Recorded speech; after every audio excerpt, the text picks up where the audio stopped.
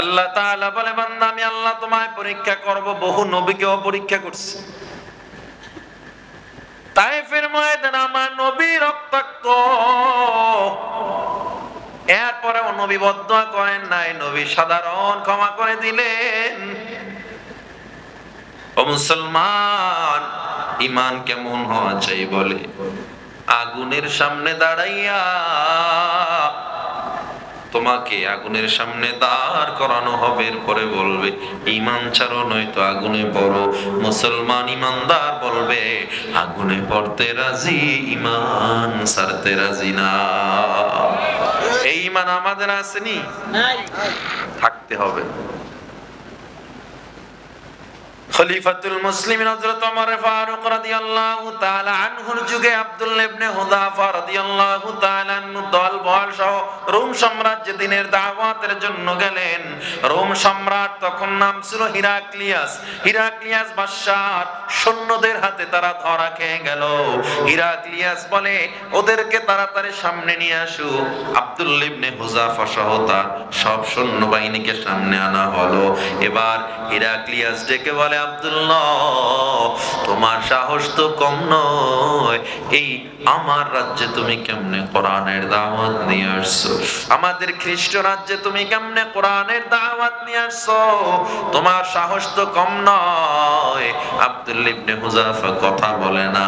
আব্দুল্লাহ ইবনে হুযাফাকে এবার প্রস্তাব দেয়, ও আব্দুল্লাহ তোমার সব সৈন্যকে কালেমা ছেড়ে মুসলমানিত্ব ছেড়ে আমাদের ধর্মে আসতে বলো। আব্দুল্লাহ ইবনে হুযাফা বলে সম্ভব না, তারা ছাড়বে কিনা জানি না, আমি নিজেই তো কালেমা ছাড়তে পারবো না। জালিম শাসকের সামনে তারা দাঁড়ানো, বুখারী শরীফের ঘটনা। ঈমান কাকে বলে বুঝে নেন। আব্দুল্লাহ ইবনে হুযাফা রাদিয়াল্লাহু তাআলা আনহু সামনে দাঁড়ায় আছে। এবার হিরাক্লিয়াস বলে, আমি আমার রোম সাম্রাজ্যের অর্ধেক সম্পত্তি তোর নামে লিখে দিব, আর তুই যদি ধর্মান্তরিত হও, খ্রিস্টান হও, তোরে তো আবার মক্কার মানুষ মদিনার মানুষ গ্রহণ করবে না।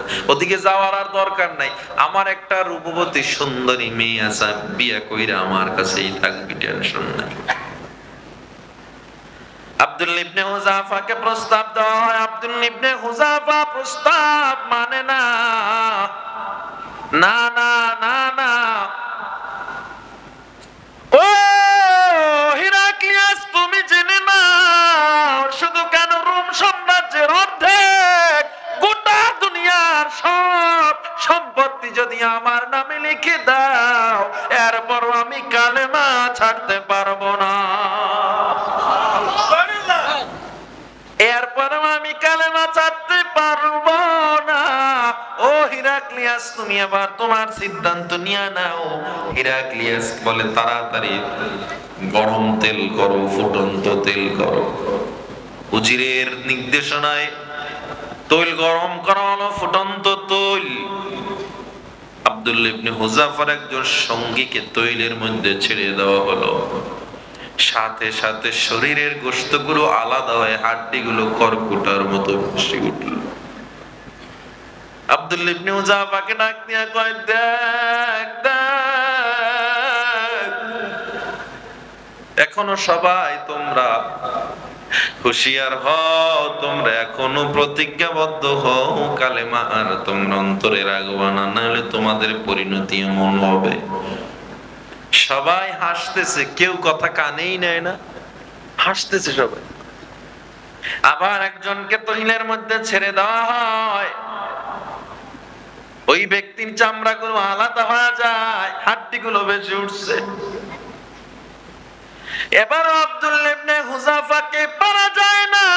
এরপরে আব্দুল্লাহ ইবনে হুযাফা নড়ে না, নড়ে না। আব্দুল্লাহ ইবনে হুযাফার সামনে একে একে একে একে সব সঙ্গীগুলোর তৈলের মধ্যে ফালা দিল। আব্দুল্লাহ ইবনে হুযাফাকে ডেকে বলে, হিরাক্লিয়াস ডেকে বলে, আব্দুল্লাহ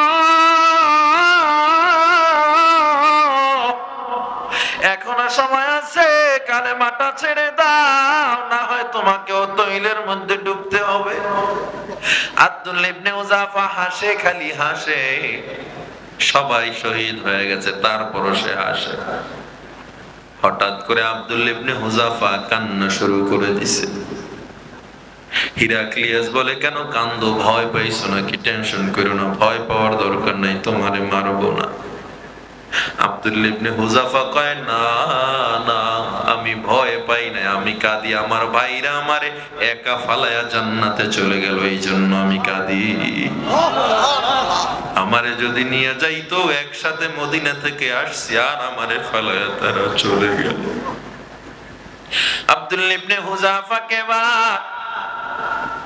তৈলের মধ্যে ফালানোর জন্য যখন প্রস্তুত করা হয়, উজির আয়েশা বলে, ও বাদশা, মুসলমানকে তোমরা মারলে, মুসলমান তো হারলো না, মুসলমান জিতের পরে মরলো, তোমার কথা না মাইনা মরছে, তার মানে তুমি জিতো নাই। ওরে যদি কাফের বানাইতে পারো তুমি জিতবা।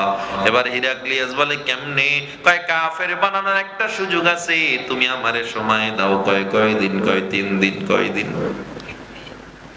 3 দিন সময় দাও, 3 দিনের মধ্যে কাফের বানায়া দিব।